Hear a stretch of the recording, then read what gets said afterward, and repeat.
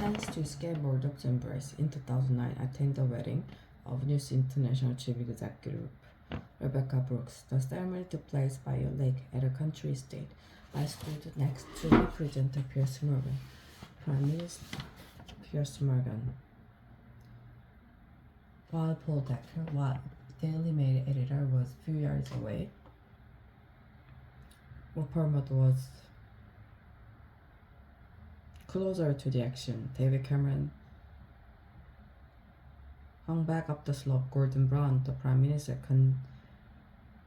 arrived late, with all eyes turning to him as he walked down to the lake. At the reception, I had a brief conversation with Mr. Cameron. I said I hoped he would not win a coming election, but that if he did, and if he wanted to act to improve political debate and standard in the press, I would support it. The journalists in me had known that the relationship between politics and the media was not serving the public, but it was my first-hand experience of this developing culture of views and negativity that convinced me to read in the press, and 24-hour news were making it more difficult for elected leader to govern. It's got worse, hasn't it? He said. I replied that he would be a much stronger prime minister were he to take office, not feeling he owed anything to the big media groups.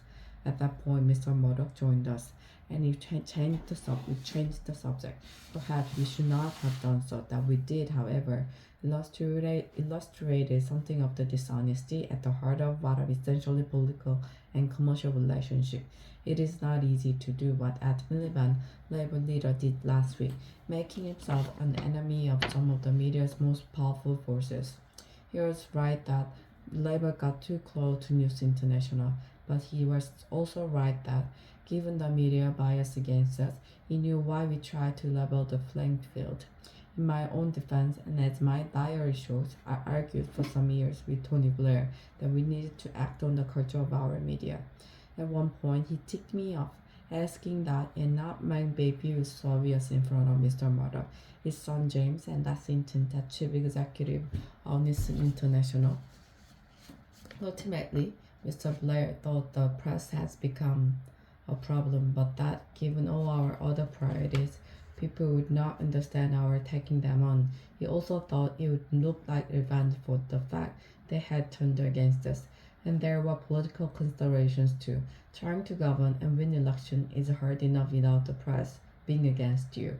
I accept that for us at times, media support was something we courted at the expense of politicians of principle on media issues, but that trap has now been sprung.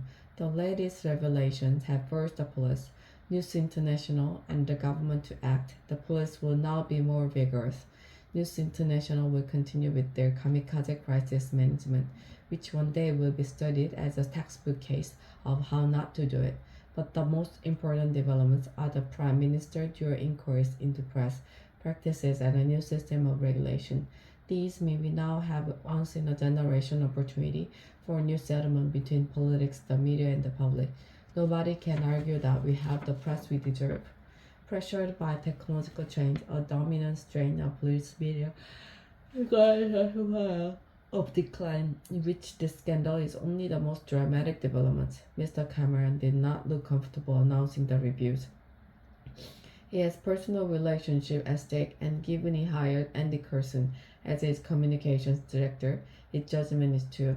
Already the backlash from part of the press has begun as they seek to maintain that anything but toothless self-regulation is an assault on the free press.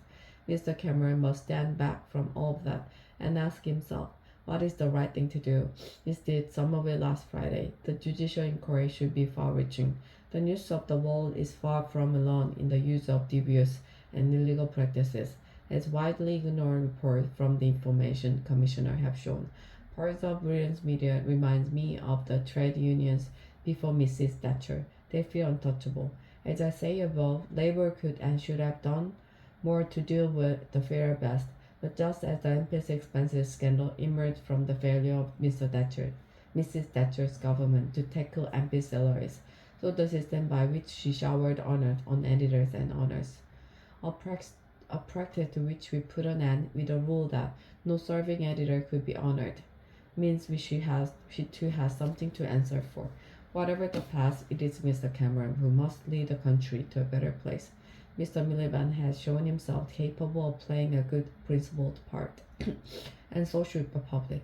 Ultimately, political debate will only improve if the public wanted to, if they channel the anger at recent events into an assessment of what kind of papers they read, whether they really want to live on a diet of celebrity trivia, negativity, and abuse. To coin a phrase, we are all in this together.